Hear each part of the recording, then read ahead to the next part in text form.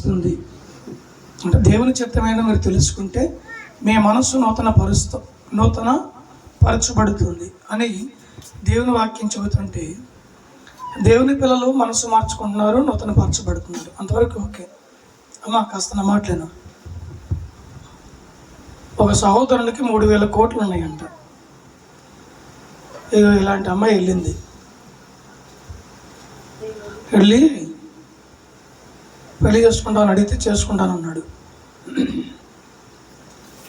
నా పుట్టినరోజు ఉంది, కేక్ కట్ చేయమంటే పాపం పుట్టినరోజుకి 2 కోట్లు ఖర్చు పెట్టాడంట.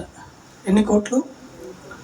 2 కోట్లు ఖర్చు పెట్టి ఆ అమ్మాయి పుట్టినరోజు గ్రాండ్గా చేసాడు. ఆ తర్వాత చెప్పిన మాట ఏంటంటే, అదేదో హిమాలయాలకు దీనికి వెళ్దామంట అమ్మాయి, హనీమూన్ వెళ్దామంటే అతని వీసా ఒకటి మర్చిపోయాడు, అది ఫెయిల్డ్ అయ్యి సరే నెక్స్ట్ రౌండ్కి వెళ్దామని చెప్పింది. అటొద్దు మనం హనీమూన్కి వెళ్దామని చెప్పింది. ఏమండి ఇటువైపు చూడండి అమ్మా, ఇటు చూడు, హనీమూన్కి వెళ్దామంటే సరే వెళ్దామని చెప్పి టికెట్ బుక్ చేసాడు. 1, 2 కాదు 3,000 కోట్లు ఉన్న ధనవంతుడు. చేసుకుంటానన్నాడు, బాగానే ఉంది. కట్నం ఇవ్వద్దన్నాడు అమ్మాయిని కూడా. వాస్తవంగా అమ్మాయి కట్నం ఇవ్వాలి, అంతే కదా. అబ్బాయిని పెళ్లి చేసుకునేటప్పుడు 10 లక్షలు, 1,00,000, 1,00,00,000 ఇవ్వాలి. అది ఉన్న ఆనవాయితీ జరుగుతుంది ఇప్పుడు ప్రపంచంలో. అయితే ఈ అమ్మాయి ఇక్కడ వద్దు మనం హనీమూన్కి వెళ్దామని చెప్పి తీసుకెళ్ళి ఎత్తైన పర్వతం మీదకి వెళ్ళారు. అక్కడ ఉందంట వాళ్ళు విహారం చేసేది. ఏంటంటది విహారం. వివాహం వేరు, విహారం అంటే ఆహ్లాదం, ఆనందం. అక్కడికి వెళ్ళి సెల్ఫీలు దిగుతారంట, ఫోటో. అక్కడికి వెళ్ళి వీడియో తీసుకుంటారంట. అమ్మాయి చేసిన పని ఏంటంటే అక్కడికి ముందే తన ఫ్రీను సెట్ చేసి పెట్టింది. అక్కడ ఒక వ్యక్తి అతను అన్ని పెట్టుకుని అమర్చుకున్నాడు, బ్యాగ్ వేసుకున్నాడు, నడుచుకుంటూ వెళ్తున్నాడు. వీడెళ్ళి పాపం ఆమెనేమో ఆ మూలకెళ్ళి ఫోటో తీస్తాను అంచమని నిలబడు అని చెప్పింది. పాపం తెలియని అమాయకుడు వెళ్ళి అంచమని నిలబడ్డాడు. ఇట్లా ఈమె ఫోటో తీసే పోజులో ఉంది, ఆయన ఫోటో తీయించుకొని అందులో ఉన్నాడు. వాడు వెనక నుంచి వచ్చి నెట్టి పడేసి.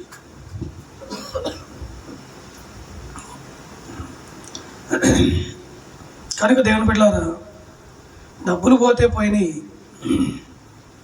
వాళ్ళ తల్లిదండ్రులకి తన కొడుకుని దూరం చేసింది ఆ అమ్మాయి. పోని వాడు ఆ ప్రియుడు ఉన్న ఎలాంటి వాడని చూస్తే వాడు బికారిగాడు.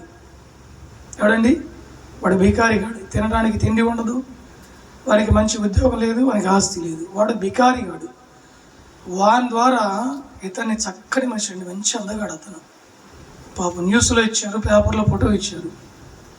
చదివితే అమ్మాయి పాపం ఇంచుమించు 2 నెలల నుంచి ప్లాన్ చేసి కొంచెం చంపేసింది. చంపాల్సిన అవసరం ఏంది అమ్మా? మీరే స్త్రీలు చెప్పండి. నీకు నచ్చలేదు, ఆస్తుంది, నాకేదో ఒక 2 కోట్లు ఇవ్వండి, నేను వెళ్ళి నా బ్రతుకు ఇటును నా బ్రతుకు నేను బ్రతుకుతానంటే వాడు ఇంకొక అమ్మాయిని పెళ్లి చేసుకొని వాడు కుటుంబీ కూడా బ్రతుకుతాడుగా, అంతేనా? వాడిని సంపాదించిన అవసరం వచ్చింది ఆమెకి. వాడిని చంపేసింది, నేరుగా ప్రేమతో వెళ్ళిపోయింది. ఇలాంటి ఘటనలు చాలా జరుగుతున్నాయి.